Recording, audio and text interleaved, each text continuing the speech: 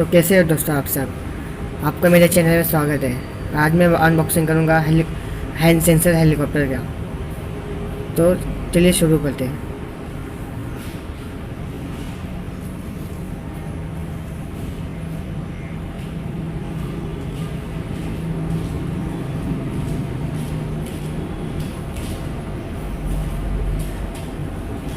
ये ओपन कर रहा हूँ मैं, और ये है हैंड सेंसर हेलीकॉप्टर। ये अपने हाथ से चलेगा।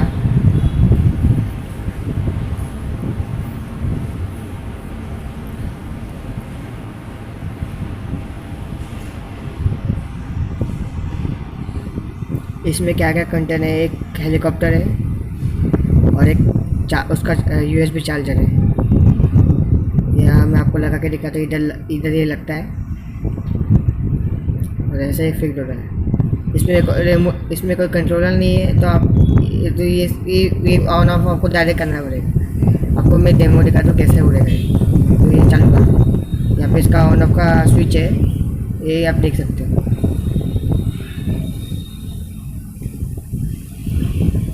ये देखिए, आप देख सकते हो कि आप ये हेलीकॉप्टर उड़ रहा है। क्रैश हो गया।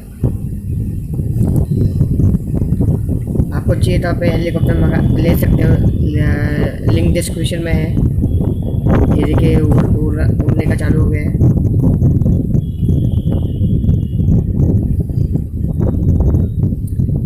सॉरी फॉर ऐसे मिस्टेक हो गया है। नेक्स्ट वीडियो में ऐसा नहीं होगा।